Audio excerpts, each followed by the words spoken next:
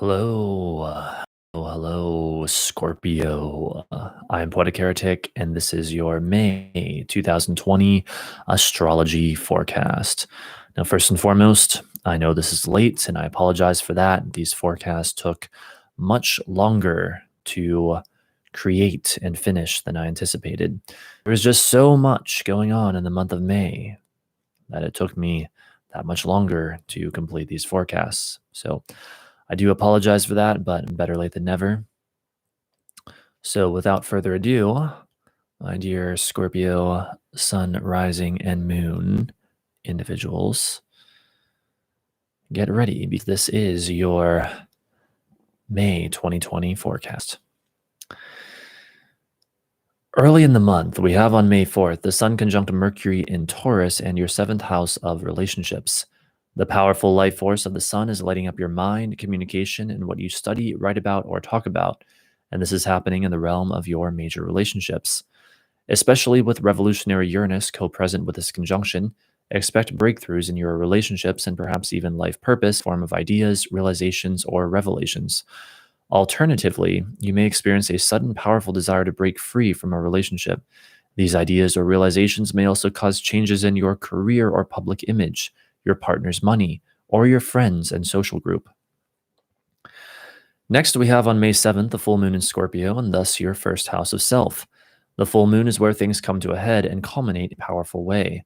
And this month there is, I must say, one hell of a full moon. With it taking place in your sign of Scorpio, its overall mood will be deep, dark, intense, and emotional. It is activating your first and seventh house axis, and thus you can expect things to come to a head in all that is you personally, including but not limited to your character or appearance, as well as, again, your major relationships. What makes this one hell of a full moon, however, are the powerful aspects to it. The moon itself is applying to a trine of Neptune and Pisces in your fifth house, adding an element of dreaminess to the mix. You may experience a creative or spiritual breakthrough at the time of this full moon involving your fun, romance, and or creative self-expression. Recall earlier what I said about the Sun conjunct Mercury. At the time of the full moon, the half of the full moon aspect, that is the Sun, is still conjunct Mercury, the two of them only 3 degrees apart. This is a strong indicator of conflict between reason and emotion. This will likely play out in one-on-one arguments, with one person representing reason in the Sun-Mercury conjunction, and the other person representing emotion and the moon in Scorpio. Our challenge will be to experience this with compassion for the other person and their perspective. As if all this wasn't enough, at the time of the full moon, the Sun-Mercury aspect of it will be applying to a trine to both Pluto and Jupiter in Capricorn in your third house. So we have this full moon also bringing light to deep, dark, perhaps psychological issues, belief systems, and perhaps one's worldview. Expect powerful breakthroughs in these areas, such as the revelation of a deep truth through the application of reason to emotion, causing an expansion in one's worldview or ideas. For you, Scorpio, expect this transformation and expansion to take place within communication and that which is familiar to you. These powerful full moon events are likely to end up causing some changes in your spirituality and belief systems, as well as your career and public image. To a lesser extent, you personally, your creative self-expression, and your friends and social network, as well as your partner's money, business, and issues of life and death, may be affected by this powerful full moon. Moving on to the middle part of the month, the first main event we have is Venus stationing retrograde on May 13th in Gemini in your 8th house. Not only is this highly significant by itself, but we also have Venus, as it is stationing retrograde, in a tense square with Neptune in your 5th house.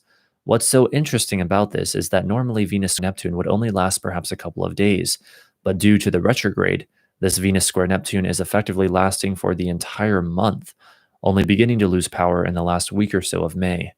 Furthermore, since Venus will eventually square Neptune again in late July once it is direct, this aspect is actually the beginning of a cycle lasting at least from May through July of this year. Now, what is this all about, you may ask? Let's break it down.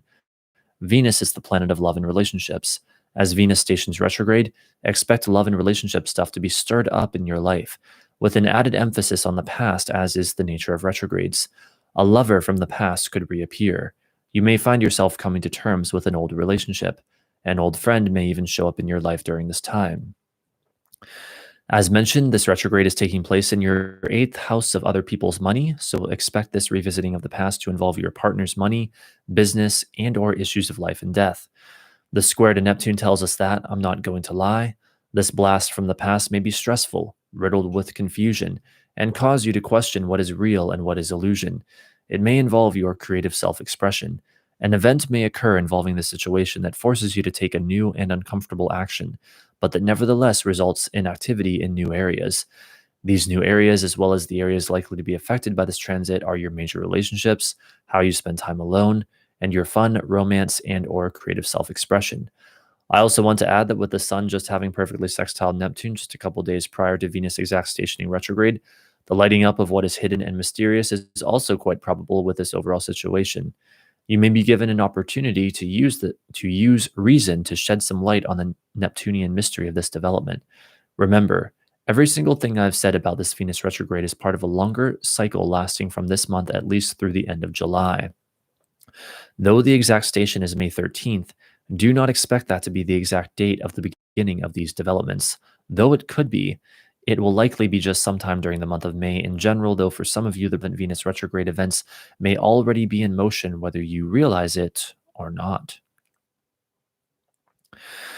Moving on, we have two key aspects in a row. On May 15th, the Sun trines Pluto in Capricorn in your third house. And almost immediately after that, on May 17th, the Sun trines Jupiter also in Capricorn in your third house. We will be treating this as one overall event since that is what it is likely to manifest as for most people, even if it has perhaps two phases. The Sun trine Pluto is, as alluded to earlier in the full moon delineation, a breakthrough that brings the light of awareness to that which is deep, dark, and powerful.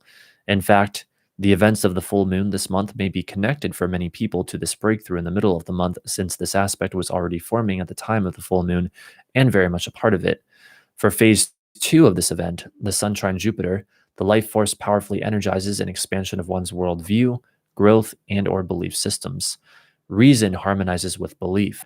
For you, Scorpio, this will likely play out in communication and that which is familiar to you, though it may also have to do with yet again your major relationships, a transformation that leads to an expansion of your ideas or beliefs, resulting in changes to your career and public image. Looking now more towards the end of the month, indeed the main event is the new moon in Gemini on May 22nd, occurring on the same day as the Mercury-Venus conjunction co-present with it in Gemini. This new moon, similar to the full moon earlier in the month, is powerfully aspected, and there's quite a bit about it to unpack. First of all, both it and the Mercury-Venus conjunction are taking place in your 8th house of other people's money, so expect new beginnings involving your partner's money, business, or issues of life and death. With the Mercury-Venus conjunction also perfecting the same day, it may be on or around this day for many of us that we see a significant event involving the Venus retrograde stuff happen. For as Mercury conjuncts Venus, it stirs up all that retrograde Venus square Neptune stuff. The new moon is in a powerful trine with Saturn in Aquarius and your 4th house. This adds an element of stability and structure to the new moon. There may be breakthroughs involving your commitments, responsibilities, and or things you've been trying to manifest, especially when it comes to your home and family. Furthermore, this new moon is in an applying square to Mars in Pisces and your 5th house. So despite the stability offered to this new moon by Saturn, it will still be stressful for many on some level, particularly due to anger, either in yourself or others, aggression, or the need to take focused action, possibly resulting from an event that pushes you into new areas of activity. This stress, anger, and any event associated with them will likely involve shared resources or issues of mortality, and or your creative self-expression.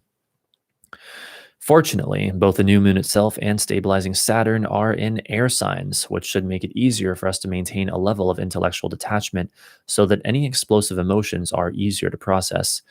And as if all that wasn't enough, matters are complicated still further when we observe that Mars being squared by the new moon is itself in an applying sextile to Uranus and Taurus in your 7th house at the time of the new moon. This could manifest as an opportunity you can create involving your motivation, drive, and focused action, as well as awakening, freedom, and breakthroughs. But you must understand, Mars connecting with Uranus is highly explosive energy. If you do not create or take the opportunity this offers, a rather dramatic event may occur around the time of the new moon to make possible for you the option to make the necessary changes. Uranus wants to break free at all costs. Mars is angry and always ready for war. When they connect through any major aspect, expect explosive developments. This will manifest in the area of your fun, love, romance, and or creative self-expression, and or your major relationships. Just be careful, because the highly volatile energy of these planets can create the risk for accidents and injuries.